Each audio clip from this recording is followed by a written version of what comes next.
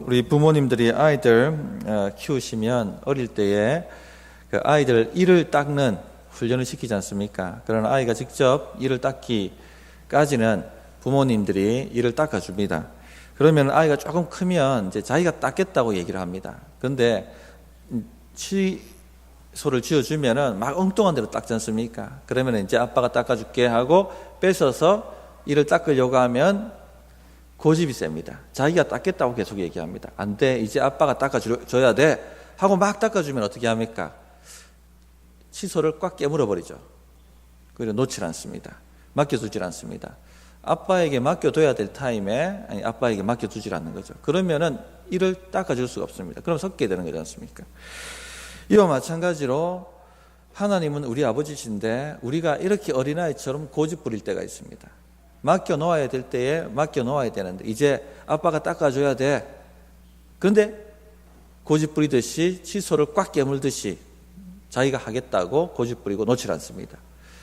그렇게 되면 일이 제대로 될 리가 없습니다. 오히려 병들게 되고 오히려 일을 망치게 됩니다. 그래서 하나님이 맡겨놓으라고 할 때에 맡겨놓는 것이 바로 성공의 비결입니다. 그게 하나님 백성이 살아가는 방식입니다. 그러기 위해서 하나님께서 우리를 선하게 인도하신다 하는 것을 믿어야 하겠습니다. 하나님이 우리 발걸음을 선하게 인도하신다. 결코 악하게, 결코 멸망으로 인도하시는 분이 아니시다. 우리 선하게 인도하신다 하는 것을 믿어야 합니다. 1절 한번 보시면 마음의 경영은 사람에게 있어도 말의 응답은 여호와께로부터 나오느니라 이렇게 말씀하셨습니다. 사람은 마음으로 경영을 합니다. 계획했단 말입니다. 원어로 따지면 계획했다. 마음으로 계획을 세웁니다. 계획이 있는 사람은 말로 표현하게 됩니다. 나는 이렇게 할 것이다, 저렇게 할 것이다. 이런 계획이 있다, 혹은 저런 계획이 있다. 그러나 그 말의 응답은 그 사람에게 있는 것이 아니라 누구에게 있습니까? 하나님께 있다는 것입니다. 하나님이 실행을 시켜주셔야지 된다는 얘기죠. 9절을 한번 보십시오. 사람이 마음으로 자기의 길을 계획할지라도 그의 걸음을 인도하시는 이는 여호와이시니라. 사람은 마음으로 자기 길을 계획합니다. 이렇게 가야 한다, 저렇게 가야 한다. 그런 모든 계획을 가지고 있습니다. 그러나 그 걸음을 인도하시는 분, 그분은 바로 하나님이시다 하는 것입니다. 마음에 계획했던 것과 다르게 걸어갈 수가 있습니다. 혹은 돌아갈 수도 있습니다. 혹은 다른 길로 비껴갈 수도 있습니다. 우리 중에 계획이 없는 사람은 없습니다. 목사님 저는 별 계획이 없습니다. 이렇게 얘기하시는 분이 있는데 무엇을 하든지 간에 나름대로 계획은 다 가지고 있습니다. 하다못해 여행을 떠나는 것도 계획 없이 떠나는 건 없습니다. 저는 계획 없이 떠나는 거 좋아합니다. 하지만 뭔가 계획은 다 가지고 있습니다.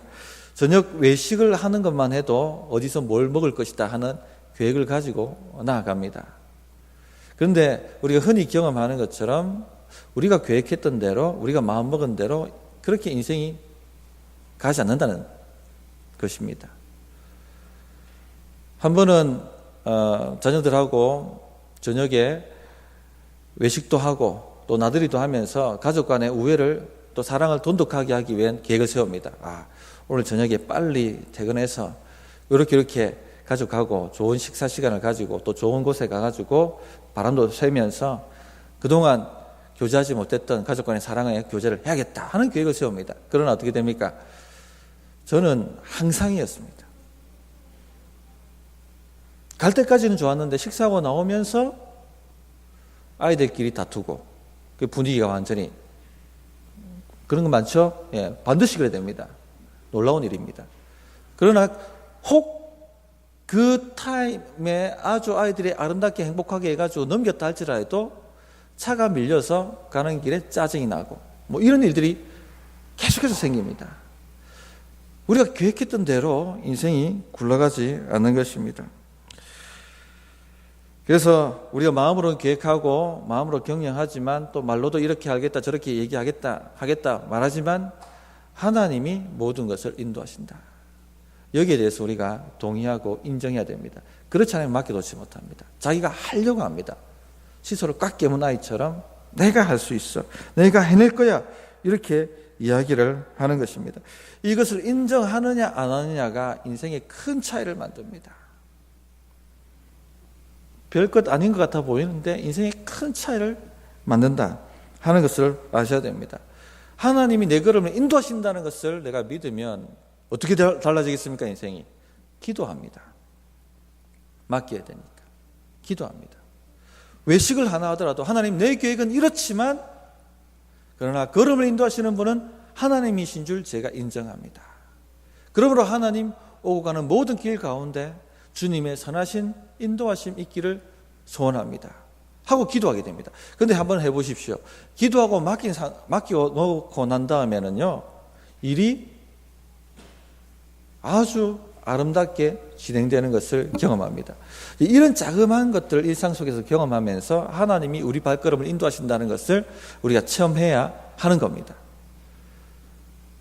하나님이 내 걸음을 인도하여 주셔야만 한다 하는 것을 인정하고 믿을 때의 삶의 태도가 이처럼 달라지는 것입니다. 항상 기도하게 되어 있습니다. 무엇이든지 하나님께 묻고 맡기게 되어 있습니다. 그 창세기 보면 아브라함이 자신의 아들 이삭 배필을 구해주려고 하죠. 그래서 종에게 가가지고 갈대아 우르에 있는 내 친족에게 가서, 가나안족이 아닌 친족에게 가서 자매를 구해오라고 얘기합니다. 이건 해변에서 바늘 찾는 것 아니겠습니까? 하나님 아버지 도와주십시오.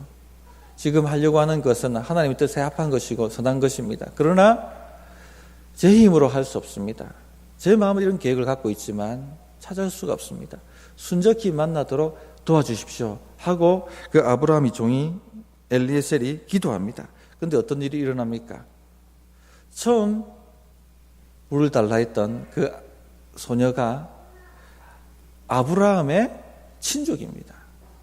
그리고 그 많은 사람들 중에도, 친족 중에도 소녀를 만났다 할지라도 저 멀리 본 적도 없는, 들은 적도 없는, 거기에 가서 본 적도 없는 남편에게 시집가라 하면 누가 따라가겠습니까? 생각해봐도 따라갈 사람은 없습니다. 그런데 그 자매가 따라가겠다라고 얘기합니다. 신기한 일이죠. 하나님이 그 걸음을 인도하시지 않았다면 이런 일이 일어날 수가 없는 것입니다. 하나님이 그 종의 걸음을 인도하셔서 만나게 하시고, 그리고 딱 적당한 그 사람이 우리 집에 들어오도록 그렇게 인도해 주셨다 하는 것을 말씀해 주고 있습니다. 이처럼 모든 우리의 인생의 걸음은 하나님의 섭리 속에 있습니다. 선하게 하나님이 우리 발걸음을 인도해 가신다는 것입니다. 그래서 일이 뜻대로 되지 않더라도 낙심할 필요가 없습니다. 왜? 하나님이 우리 걸음을 인도해 가시기 때문에 그렇다는 것입니다. 우리는 우리 앞만 보지만 하나님은 우리 인생의 청사진을 다 갖고 계십니다. 그렇기 때문에 어떤 반응을 해야 됩니까? 하나님께 우리 인생을 맡겨놓는 결단을 하셔야 한다는 겁니다. 3절 한번 보시면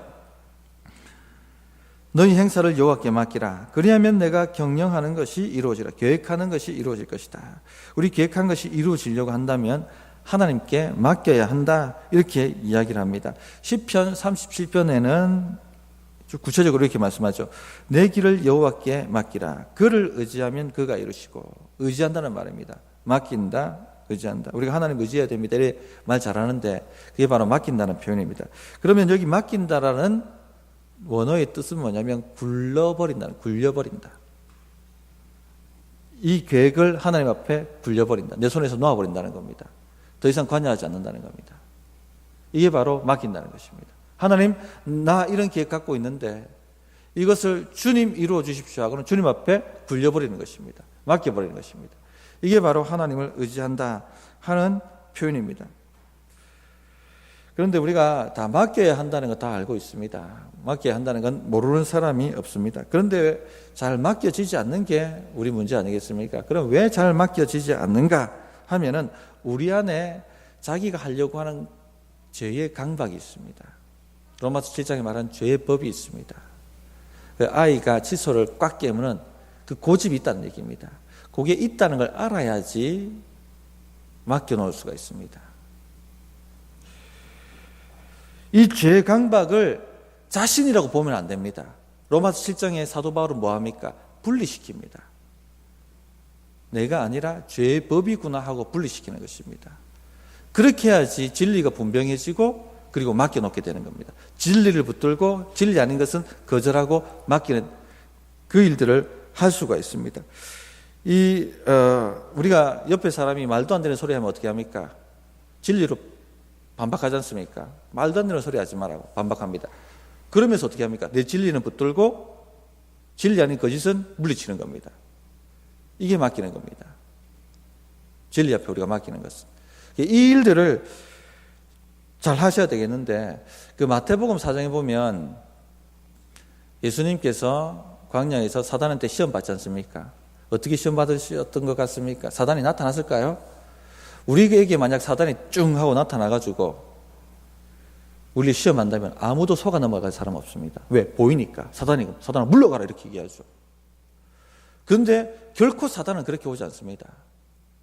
아담과 하와를 유혹했던 사단이 뱀의 형상으로 나타났다 했지만 사단의 모습으로 나타난 것이 아닙니다.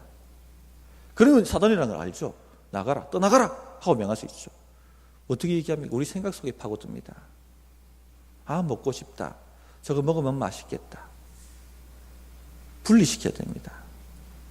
예수님께서 속삭였던 것도 내가 하나님의 아들인데 떡을 명하여 떡이 아니지. 돌을 명하여 떡이 되라고 해서 먹을 수 있지 않나? 이런 생각이 든다는 얘기입니다. 분리시켜야 되는 겁니다. 한 자매가 있었습니다. 그래서 먼저 맡겨 놓기 위해서는요, 내 안에 죄의 고집을 분리시키는 분별을 잘 하시고 분리시키는 작업들을 하셔야 됩니다. 한 자매가 있었는데 의사였습니다. 근데 그 삼촌이 간암에 걸렸습니다. 근데 이단 집회에 가갔는데 이 삼촌의 간암이 나았습니다. 말세에 악령들도 기적과 표적을 행합니다. 그랬더니 그 온 집안이 그 표적을 보고 그 이단에 다 빠져들게 됩니다. 이 자매도 결국 이단에 빠져들게 되었습니다. 그런데 마귀는 하나 주고 10개를 빼앗습니다. 성경에 기록되어 있죠. 사단이 온 목적은 죽이고 파괴하고 멸망시키기 위해서. 광명의 천사로 위장하여 오지만 사단의 목적은 하나 주고 10개 빼앗는 겁니다. 이걸 잘 아셔야 됩니다. 결국은 어떻게 되느냐? 그 삼촌 죽습니다. 그리고 그 사업 다 망하게 됩니다. 자녀들 객사하게 됩니다. 하나 주고 전부를 다 빼앗아 버립니다. 이 자매도 의사인데 깜빡깜빡 정신을 잃는 거예요. 정신을 잃으면 자기도 모르는 곳에 가 있는 겁니다. 그러니까 의사 동료들이 이 자매를 정신병원에 집어넣어 버렸어요. 어느 날 정신이 다시 돌아왔는데 자기 모습을 보니까 정신병원에 들어가 있는 거예요. 이것이 진리가 맞다면 왜 내 인생이 이렇게 파멸되고 내 인생이 여기에서 썩고 있는가 하는 질문을 던집니다. 그랬더니 갑자기 자기 안에 다른 인격이 말하는 소리가 들리더랍니다. 네가 나를 좋아했잖아. 네가 나를 좋아했잖아. 거절하기 시작하는 거죠. 나는 네가 너를 좋아하지 않는다. 너는 진리가 아니다. 내 삶이 이렇게 망쳐지는 걸 보니까 너는 결코 진리가 아니다. 나는 너를 의지하지 않는다. 너에게 내 인생을 맡기지 않는다. 나는 진리를 의지한다. 나는 진리를 붙든다. 하고 외치기 시작합니다. 그러자 이제 그 인격들이 분리되기 시작하고 떨어져 나가게 됩니다. 바른 길을 가게 되는 것이죠. 그렇습니다. 그래서 먼저 우리가 맡겨놓아야 된다 하는데 맡길 수 없게 만드는 우리의 강박이 있단 말입니다. 내가 해야 될 것처럼 하는 불안과 두려움과 염려와 걱정이 올라옵니다. 그러면 이것은 막 사람을 쪼아갑니다. 강박이라는 것이 사람을 몰아가는 거지 않습니까? 안 하면 뭔가 큰 일이 생기는 것처럼 견딜 수 없게 만드는 거지 않습니까? 그럼 이건 내가 나인 줄 아는 거예요. 내가 아니라 죄법입니다. 로마서에서 얘기하면 육신입니다. 그러면 너는 누구야 하고 물어야 되는 겁니다. 나를 이렇게 몰아가는 너는 누구니? 나는 이미 하나님의 사랑받는 자녀가 되었고 하나님이 내 아버지시고 아들을 주셨다면 모든 것을 은혜로 주시지 않겠느냐고 말씀하시는데 이 걱정하는 나는 도대체 누구야? 하고 물어야 된다는 얘기입니다. 보십시오.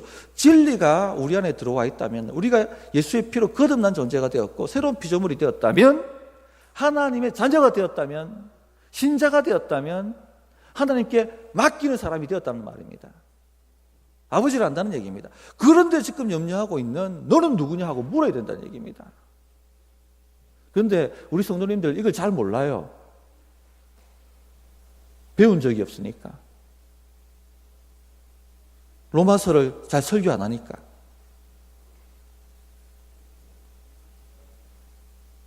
분리시켜야 됩니다. 내가 아닙니다. 걔는 영일 수도 있고 불신의 영이죠. 그리고 내 안에 있는 죄의 법입니다. 그러면 그 분리시켜 놓으면 진리를 붙들게 돼요. 진리는 뭡니까? 내가 하나님 안에 있고 하나님 나의 공급자가 되시고 나의 생명이 되시고 나는 죽어도 사는 존재이고 하늘의 기업을 받은 사람이고 진리를 붙듭니다. 그러면 맡겨놓게 됩니다. 불신의 영, 염려와 걱정의 영, 두려움의 영아 떠나라. 너는 나와 상관할 바가 없다. 너는 죽은 존재다. 그렇게 외치게 되는 겁니다. 그렇게 되면은요, 진리를 붙들고 맡겨놓게 됩니다. 그래서 먼저 아셔야 될 게, 우리 안에 올라오는 불신의 영, 염려와 걱정의 영, 강박의 영, 이런 것들이 우리가 아니라는 얘기를 아셔야 됩니다. 그리고 분별해 놓으셔야 된다 하는 것을 말씀드립니다. 자, 2절을 한번 보십시오. 사람의 행위가 자기 보기에는 모두 깨끗하여도 여호와는 심령을 감찰하시느니라. 왜 우리가 또 맡겨야 하는가? 동기가 깨끗하지 않기 때문에 그렇습니다. 우리가 모든 일에 우리 나름대로는 깨끗하다 생각할지 모르지만 오염되어 있습니다. 우리는 죽을 때까지 자기 중심성과 싸워야 되는데 굽어지게 되어 있습니다. 손이 안으로 굳게 되어 있는 것처럼. 그러니까 내가 하는 모든 계획에 이게 모두 하나님의 뜻이고 모두 선한 것이고 모두 타인 중심적이고 이렇다고 절대 착각하지 마시라는 얘기입니다. 그러니까 맡겨놓으셔야 되는 거예요. 하나님께. 하나님, 내가 이런 계획을 갖고 있는데 내 보기에는 선하고 옳은 것 같은데, 그러나 하나님 그렇지 않다는 것을 저는 알고 있습니다. 그러므로 이 발걸음을 주님 인도해 주십시오 하고 맡겨놓으셔야 됩니다. 그러면 하나님이 방향을 틀 수가 있어요. 기도했고 방향이 틀렸다. 그러면 그걸로 가야 되는 거지 않습니까? 맡겨놓을 수가 있어요. 그렇지 않으면 저항합니다. 하나님께. 계속 자기 고집을 부리게 됩니다. 거기서부터 자꾸 신앙이 꼬이고 문제가 불거지고 역사가 나타나지 않게 되는 겁니다. 그래서 내 동기가 내가 보기에는 깨끗해 보여도 하나님은 내 동기를 살피시고 내 심령을 살피시는 분이시기 때문에, 그리고 나는 언제든지 자기 중심성으로 굳어져 있기 때문에 내 뜻이 완전하지 않다는 것을 인정하셔야 됩니다. 기도할 때 항상 그렇게 인정하셔야 됩니다. 하나님, 저는 이것을 구합니다. 하나님 아버지, 저는 이 역사가 일어나기를 원합니다. 그러나 내 뜻대로 마시고 주의 뜻대로. 예수님도 그렇게 기도하셨잖아요. 그 완전하신 예수님도 우리가 그렇게 기도하셔야 됩니다. 그리고 일어나는 모든 일에 주님께 넉넉히 맡겨주셔야 됩니다. 왜? 하나님은 선하신 길로 우리의 구원을 위하여, 우리의 유익을 위하여 우리 발걸음을 트실 수 있는 권한을 가지신 분이시기 때문에 그렇게 맡겨 드릴 수가 있습니다. 세 번째, 또 하나님께 맡긴다는 것은 우리가 책임져야 할 일은 우리가 책임지고, 그러나 우리 책임 밖에 있는 것은 온전히 주님 앞에 굴려버리는 겁니다. 그거 갖고 자꾸 생각하지 마십시오. 그게 맡기지 못하는 겁니다. 예를 든다면은 우리가 어떤 회사에 지원하기 위해서 입사 지원서를 쓰고 스펙을 만드는 것은 누가 할 일입니까? 거기에 맞는 스펙을 만들고 자격증을 따고 자기소개서를 적고 입사 원서를 적고 하는 것은 내가 할 일입니다. 그렇죠? 최선을 다해서 그 일을 해야 됩니다. 우리 학생들은 최선을 다해서 자기 공부를 해야 돼요. 요행은 없습니다. 하는 나라에. 그 자기를 준비해 가야 됩니다. 그러나 그 회사에서 뽑고 안 뽑고는 누가 결정합니까? 인사 담당자가 결정합니다. 그건 내 권한이 아닙니다. 조작할 필요가 없습니다. 사람을 통해서 조작하고 이건 맡겨놓지 못하는 겁니다. 혹은 염려하고 걱정하고 안달하고 맡겨놓지 못하는 겁니다. 맡겨놓는 겁니다. 하나님 나는 최선을 다했습니다. 나머지는 주님이 역할이십니다. 알아서 해주십시오 하고 맡겨놓는 겁니다. 그리고 일어나는 이 결과에 대해서 받아들이시면 되는 겁니다. 왜? 우리 걸음을 인도하시는 분이시기 때문에. 아멘이십니까? 네 번째, 목사님, 그래도 세상이 약하지 않습니까? 세상에 악한 사람들은 자기 뜻대로 죽기 살기로 덤벼드는데 우리가 이대로 당해야 됩니까? 우리도 세상 방법을 통해서 대응해야 되지 않겠습니까? 라고 말씀하시는 분이 있습니다. 4절 한번 보시겠습니다. 여호와께서 온갖 것을 그 쓰임에 적당하게 지으셨나니 악인도 악한 날에 적당하게 하셨느니라. 모든 것이 하나님 섭리 속에 있습니다. 하나님이 다 주무르고 계십니다. 적당한 때에 하나님이 악도 적당히 있도록 만드셨고, 또 하나님이 때가 되면 다 심판하시고 정리하시고 하시는 일도 하나님이 하신다는 것입니다. 그러므로 세상 원망하지 말고 하나님께 모든 것을 넉넉히 맡겨 놓으라는 것입니다. 자, 우리가 계획하는 것이 이루어지려고 한다면은 하나님이 우리 발걸음을 선하게 인도하신다는 것, 그걸 믿으셔야 되고, 그래 되면 이제 맡겨놓는 마음의 태도가 됩니다. 첫 번째, 맡겨놓으려고 하는 것 다 우리가 다 같은 마음인데 그러면 잘 안 되지 않습니까? 왜 안 되느냐? 우리 안에 불신의 영이 있고 죄의 고집이 있기 때문에. 자기라고 여기지 말라고 얘기했죠. 분리시키십시오. 너는 누구냐? 나는 하나님의 자녀이고 하나님 나를 공급자시고 내 걸음 선하게 인도하시는데 염려하는 너는 도대체 누구냐? 라고 말씀하십시오. 그리고는 떠나라고 얘기하십시오. 그럼 진리를 붙들게 되고 맡겨놓게 됩니다. 그리고 우리 동기가 선하지 않다는 것을 인정하셔야 됩니다. 기도할 때 고집 부리지 마세요. 하나님 이렇게 하지 마세요. 하나님, 내 뜻은 이런데 선하지 않을 수가 있다는 것 인정합니다. 인도해 주세요. 인도해 주세요. 아멘이십니까? 그렇게 해가시면 되고, 또 내가 해야 될 것은 내가 다 책임져야 됩니다. 열심히 하셔야 됩니다. 나머지는 주님께 굴려버리셔야 됩니다. 맡겨놓으셔야 되고, 또 세상 악한 사람들 승승장구하는 거 너무너무 관여하지 마십시오. 하나님이 악한 날에 적당한 때에 악도 적당하게 주신 것입니다. 나중에 다 정리가 되게 되어 있습니다. 그래서 만사를 주님 앞에 맡기고 또 주님이 이루시는 것을 경험함을 통해서 날마다 승리하는 경성중부교회 모든 성도님들 되시기 바랍니다. 찬양 하나 하고 우리가 기도하도록 하겠습니다.